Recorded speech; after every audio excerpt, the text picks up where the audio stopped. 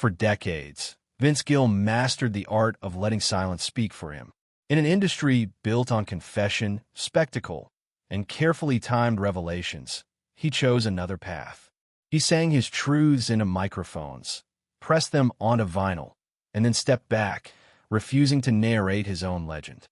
That silence became part of his mystique.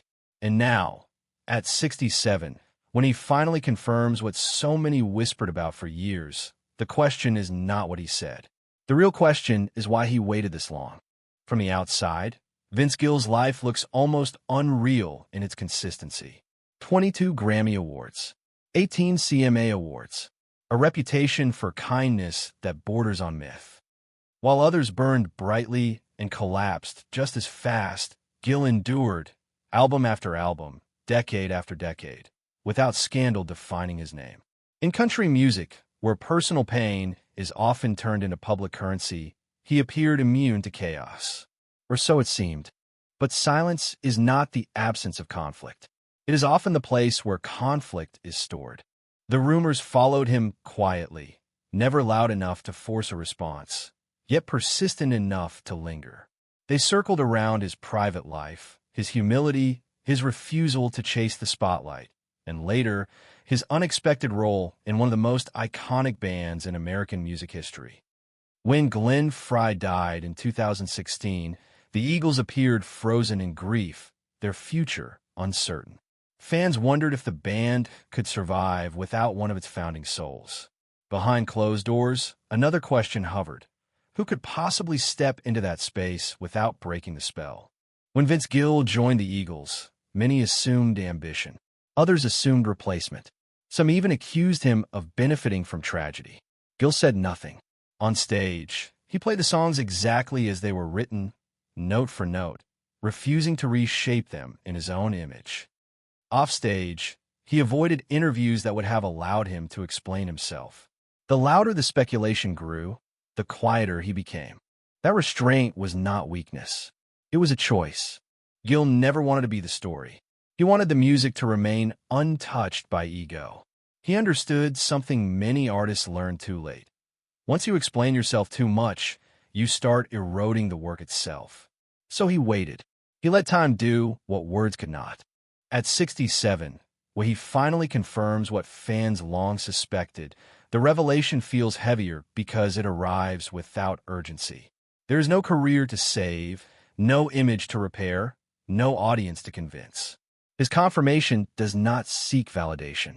It seeks closure. This moment is not about exposing a secret. It is about reclaiming authorship over a life that others have narrated for him. Gill is not rewriting history.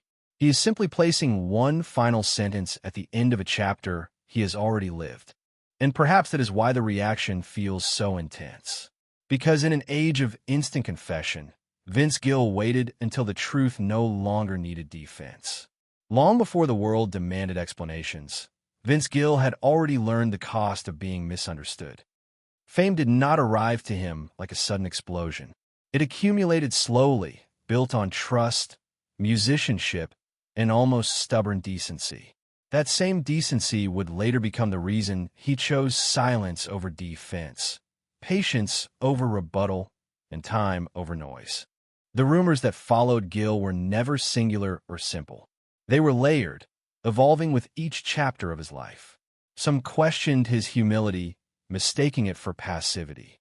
Others doubted his ambition, assuming that a man who refused to push himself forward must lack hunger. And when his name became linked to the future of the Eagles, the whispers hardened into judgment. In the aftermath of Glenn Frey's death, grief collided with expectation. The Eagles were not just a band, they were a cultural monument. Any change to their lineup felt like an intrusion into collective memory. When Gill accepted the invitation to join them, many listeners framed the story as a takeover, as if someone had to replace what was never replaceable. Gill understood that no explanation could undo that perception, so he offered none. Instead, he showed up prepared. He learned the catalog with reverence, committing himself to the original arrangements rather than reinterpreting them. This was not about proving he belonged. It was about proving he understood restraint. On stage, He did not seek to command attention. He let the songs speak, letting the audience hear what they had always heard, without interruption by ego. In doing so, he answered the rumors without uttering a single word. But the deeper silence surrounded his personal life, particularly his relationship with Amy Grant. Their connection had been scrutinized from the moment it became visible to the public. Two artists, both married at the time they met, drawn together by music and shared values. The narrative wrote itself for outsiders. Assumptions replaced facts. Judgment arrived faster than truth. Gill and Grant lived through those years with a discipline that rarely survives public pressure. They did not rush to justify themselves. They did not reshape the timeline to make it more palatable. They endured the discomfort of being misunderstood because they believed integrity was something proven over time, not defended in interviews. In an era where image management often outruns character, that choice carried a quiet weight. For Gill, the refusal to speak was also a form of protection. Every public explanation risks turning private life into spectacle. Every clarification invites further intrusion. He chose to shield what mattered most, even if it meant allowing others to define him incorrectly. That decision shaped how the world saw him, distant to some, enigmatic to others, but always consistent. As years passed, the rumors lost urgency, but they never fully disappeared. They lingered as unresolved footnotes to a career otherwise defined by excellence.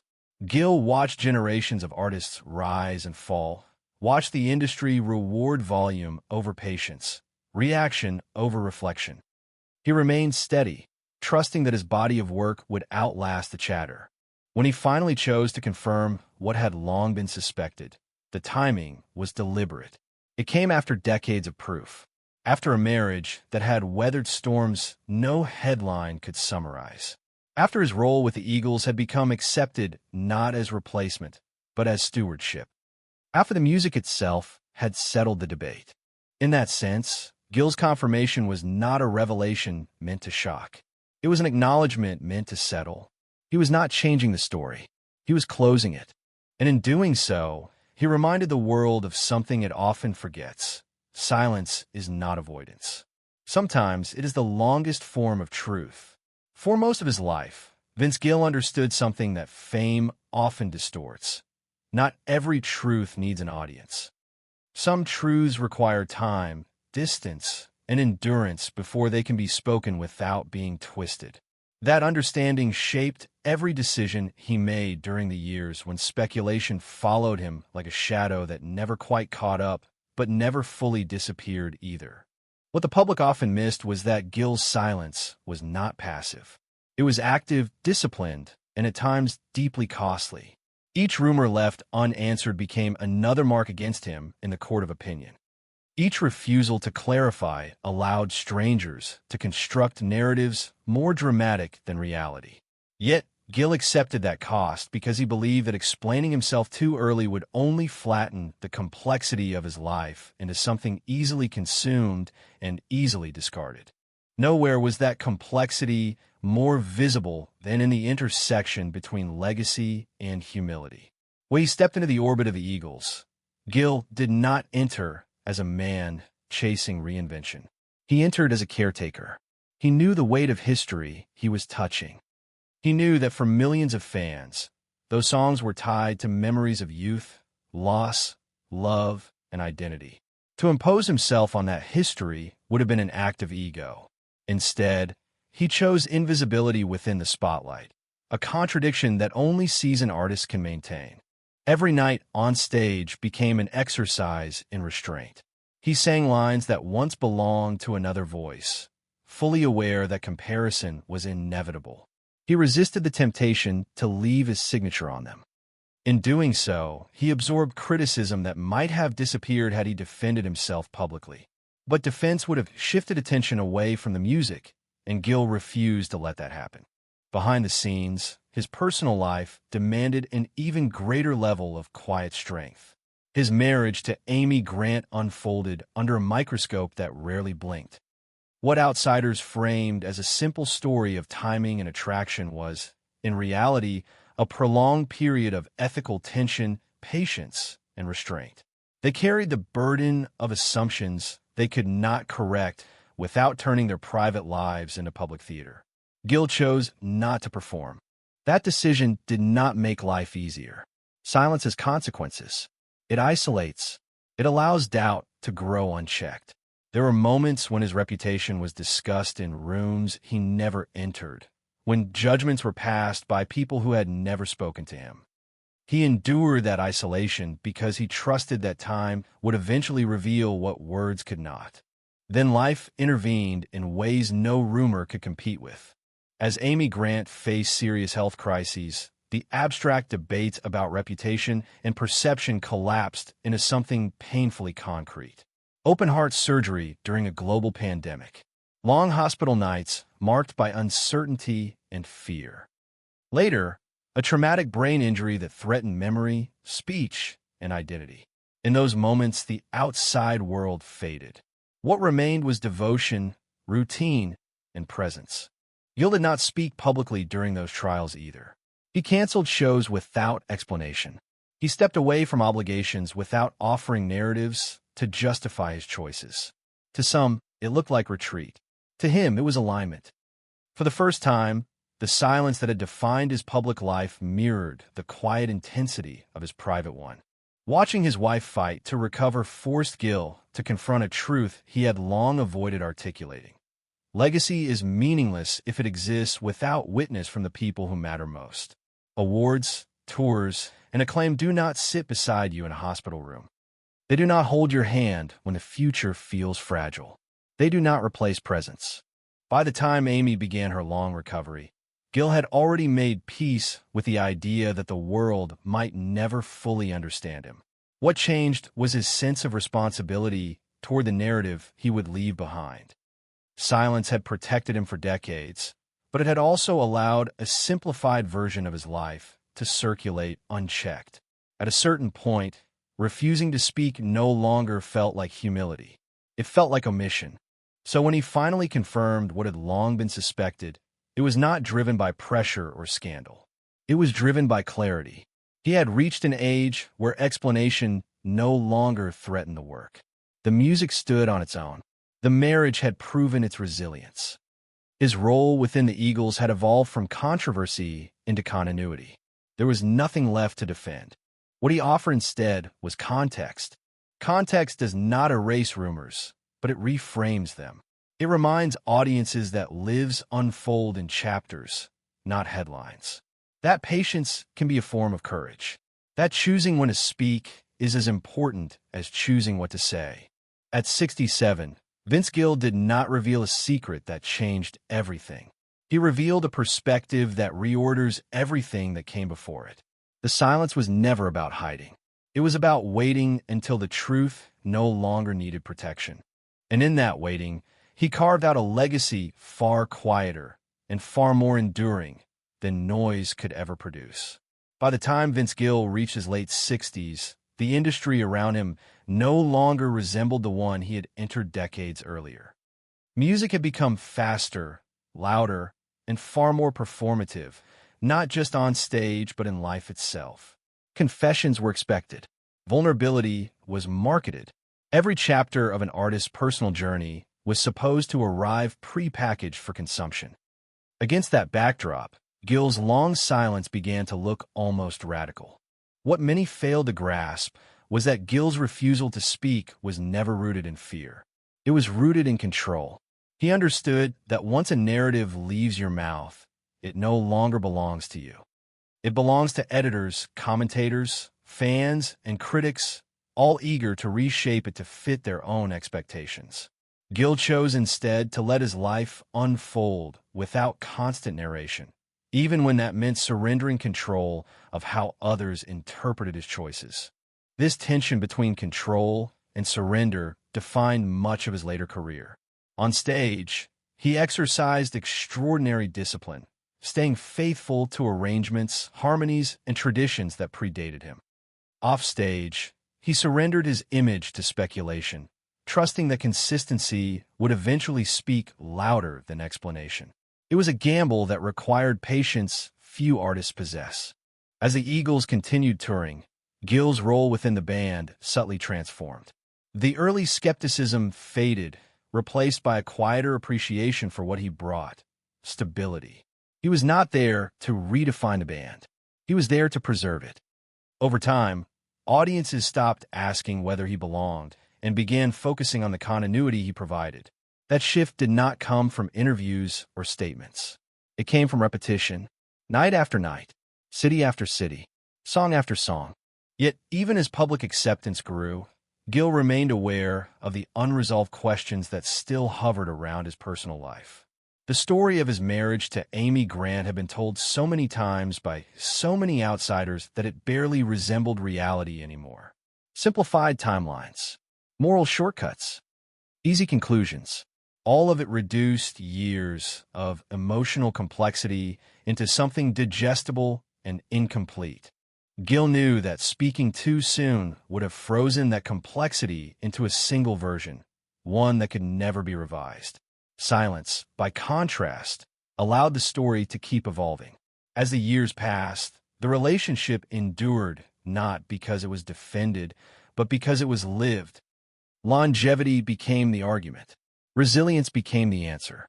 The health crises that followed intensified this perspective. When Grant underwent open-heart surgery, the experience stripped away any remaining illusions about control. Life no longer felt like something that could be managed through careful choices.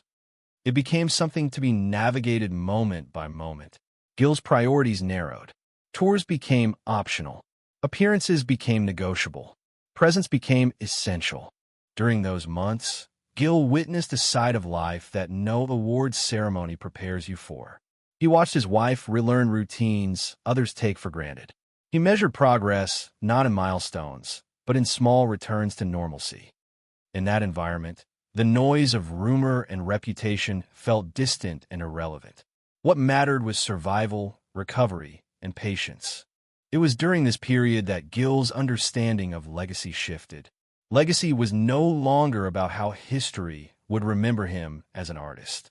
It became about how the people closest to him experienced his presence.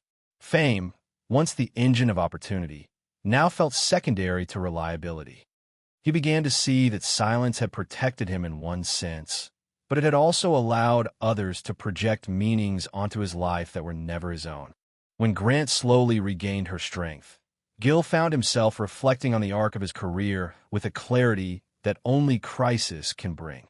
He had spent decades avoiding the spotlight unless music demanded it. He had allowed others to define moments he never contested. And yet, here he was still standing, still creating, still grounded. The decision to finally confirm the long-circulated rumors emerged not as a reaction, but as a reckoning. Gill did not want to leave behind a legacy shaped entirely by assumption. He did not want his silence to be mistaken for evasion or guilt. The truth, he realized, deserved its place not because it was sensational, but because it was complete. What he offered was not confession, but framing. He did not dramatize his choices or recast himself as a misunderstood figure. He simply acknowledged the realities of his life as they were, without embellishment.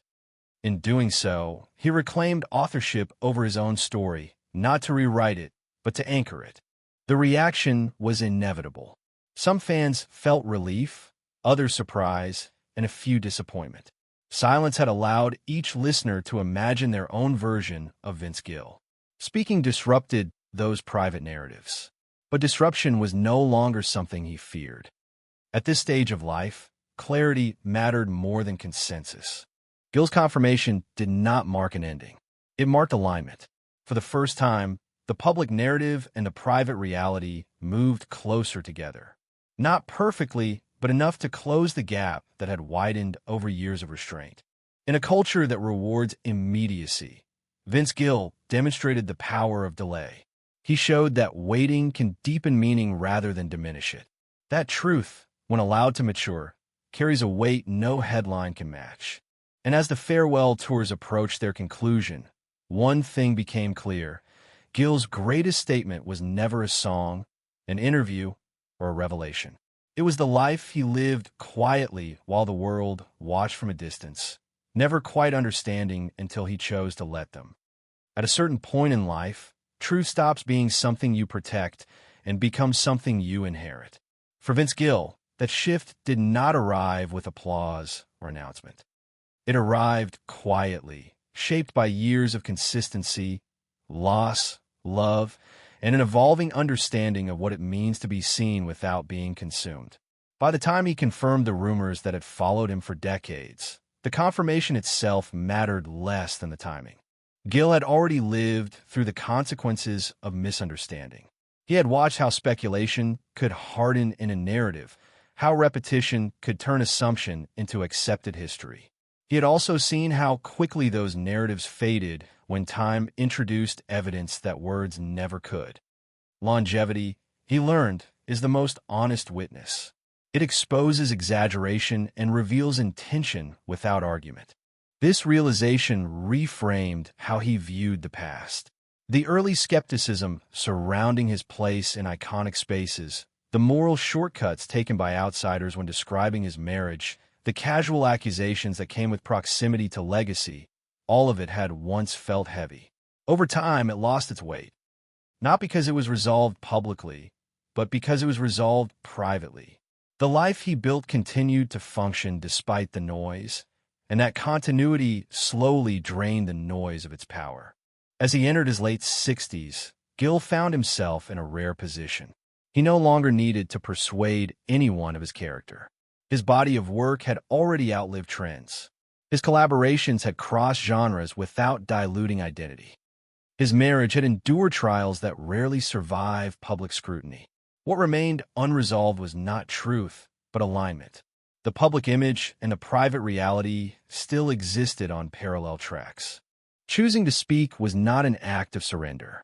It was an act of consolidation. Gill understood that silence, while protective, can also freeze meaning. It invites others to fill the gaps with their own interpretations. For years, he had accepted that risk because the cost of speaking felt higher. Now, the cost had reversed. Remaining silent threatened to leave behind an incomplete record, one shaped more by conjecture than by lived experience. The confirmation he offered was measured, almost understated. There was no attempt to dramatize his role, no emotional appeal designed to win sympathy. He did not position himself as misunderstood or wronged. Instead, he acknowledged the reality of choices made, relationships formed, and responsibilities accepted. In doing so, he reframed the entire conversation away from accusation and toward understanding. What surprised many listeners was not what he said, but how little he seemed to need to say. Years of restraint had sharpened his clarity. He spoke as someone who no longer feared misinterpretation because misinterpretation no longer defined him. That confidence did not come from certainty about how others would react. It came from certainty about who he was. The response revealed a generational divide. Younger audiences, accustomed to immediate transparency, struggled to understand why anyone would wait so long. Older listeners recognized the value of patience, remembering a time when lives were allowed to unfold without constant commentary. Gill's story became a mirror, reflecting broader questions about how much of ourselves we owe the public and when. In interviews following the confirmation, Gill avoided framing the moment as cathartic. There was no sense of release or relief. If anything, there was calm. The kind of calm that comes when nothing essential remains hidden. That calm signaled that the confirmation was not meant to change perception overnight. It was meant to settle it over time, just as silence once had. Looking back, Gill acknowledged that his career had always been guided by intuition rather than strategy. He followed music when it felt honest. He stepped back when it felt performative. He collaborated when respect was mutual. He declined when ego threatened balance. That same intuition guided his decision to finally speak. It did not arrive as a calculated move. It arrived as readiness. What made this moment resonate within the industry was its contrast to prevailing norms. In an environment where personal revelations are often leveraged for relevance, Gill's approach felt almost defiant. He demonstrated that a life lived consistently does not require constant explanation. When explanation finally arrives, it can serve as punctuation rather than exposition. As the farewell tours continued and the future narrowed, Gill appeared increasingly at ease with impermanence. He spoke openly about slowing down, about choosing projects that felt meaningful rather than expansive. The need to maintain momentum had given way to the desire to maintain integrity. That shift did not signal retreat. It signaled refinement. In confirming the rumors, Gill did not close a chapter so much as complete a sentence that had been left unfinished. He did not rewrite the story others told. He added depth to it. That depth transformed speculation into context and rumor into history. Ultimately, the significance of this moment lies not in revelation, but in authorship. Vince Gill reclaimed his narrative not to control how it would be received, but to ensure it would be whole. He trusted that those willing to listen would hear what mattered, and those who preferred simpler stories would move on. Time, once again, became his ally, and as the echoes of his confirmation settled into the broader arc of his life, one truth stood firm. The longest silence often carries the most meaning, and the right moment to speak is not when the world demands it, but when the truth no longer needs to defend itself. By the time Vince Gill entered this final stretch of his career, the question was no longer whether he would be remembered, but how. Memory, he understood, is shaped less by moments of noise than by patterns of behavior sustained over time. And when the noise finally receded, what remained was a portrait defined by steadiness rather than spectacle. Gill's relationship with music itself began to change, not in skill or commitment, but in purpose. The hunger that once drove him towards stages and studios softened into something quieter and more discerning. He no longer measured success by reach or volume, but by resonance. Songs did not need to travel far to matter. They needed to land honestly. This shift did not distance him from audiences. It brought him closer to those who listened for meaning rather than momentum. In this phase, Gill spoke more openly about collaboration as a form of humility rather than strategy. He described the rare freedom that emerges when credit no longer feels urgent.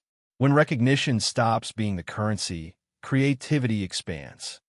That mindset explained why he remained sought after across genres and generations. Younger artists approached him not for validation, but for grounding. Older peers recognized in him a mirror of restraint they themselves had once practiced. His role with the Eagles, once a focal point of controversy, now stood as an example of musical stewardship. What had begun as uncertainty matured into acceptance, then appreciation. Audiences came to understand that Gill was not preserving the past out of nostalgia, but out of respect. He treated the catalog as a shared inheritance, something to be protected rather than reinterpreted for personal gain. In doing so, he modeled a form of legacy management rarely discussed, let alone practiced. Away from the stage, the recalibration continued. Life slowed. Priorities narrowed. Gill spoke about choosing presence over productivity, about allowing space for reflection rather than filling every calendar slot. This was not withdrawal. It was intentional reduction. He recognized that time, once abundant, had become finite in a way that demanded clarity. That clarity extended to how he viewed the public's relationship with the story. He accepted that not everyone would revise their perceptions in light of his confirmation. Some narratives are too entrenched to be undone, but that no longer troubled him. He had reached a point where external validation held less power than internal alignment. The truth had been placed where it belonged. What others did with it was no longer his responsibility. In conversations, Gill resisted framing his journey as instructive. He avoided moral conclusions, preferring observation over judgment. Life, he suggested, does not reward certainty as much as patience. It unfolds in layers, many of which only become visible in hindsight. His own experience served as quiet evidence of that philosophy. Years of restraint had not diminished his impact. They had concentrated it. The industry took note, even if it did not fully understand. In a culture that often equates relevance with visibility, Gill's endurance offered a counterexample. He demonstrated that stepping back does not always mean fading away. Sometimes it means allowing space for meaning to settle. That lesson resonated with artists facing their own turning points, wondering how to age with integrity in a system that rarely encourages it. As farewell tours approached their conclusion, Gill did not dramatize the ending. There were no grand declarations, no manufactured sense of finality. He treated the transition as natural, even necessary. Music, he believed, should never feel like obligation. When it does, something essential has been lost. Knowing when to continue and when to pause became part of the same wisdom that had guided his silence. Looking forward, Gill spoke less about plans and more about possibilities. Teaching, mentoring, writing without deadlines, playing without expectation. These were not retreats from purpose, but expansions of it. The absence of pressure opened new creative spaces, ones that did not require public affirmation to feel valid. In the end, the confirmation that once seemed so significant blended into a larger pattern. It became another note in a long composition defined by restraint, consistency, and trust in time. Gill did not seek to control the legacy that followed him. He trusted it to form naturally, shaped by actions rather than explanations. What remains is not a scandal resolved or a rumor addressed, but a life articulated with unusual discipline. Vince Gill's greatest contribution may not be a single song or performance, but an example of how to inhabit success without being consumed by it. In choosing when to speak and when to remain silent, he demonstrated that meaning is not always amplified by volume. Sometimes it is refined by waiting. In the end, the story of Vince Gill is not defined by the moment he finally spoke, but by everything he allowed to happen before that moment. The confirmation that once felt overdue now reads as inevitable, arriving only after time had stripped it of drama and left behind its meaning. What remains is not a revelation, but a resolution. Gill never positioned himself as a man at odds with his past. He did not seek redemption or vindication. Instead, he allowed the truth to emerge naturally, shaped by endurance rather than urgency. In doing so, he challenged a culture that often demands immediate access to personal lives, as if understanding can be rushed without consequence. His restraint offered a quieter lesson. Some stories require distance before they can be understood honestly. Looking back, it becomes clear that silence was not a void in Gill's life. It was a framework. It allowed him to prioritize music over narrative, presence over performance, and integrity over perception. While others explained themselves into exhaustion, he built a life sturdy enough to speak on his behalf. That life, lived consistently, became the evidence he never presented in words. The impact of his choice reaches beyond his own career. For artists watching from the sidelines, Gill's path offers an alternative model of longevity, one that values patience over exposure and substance over immediacy.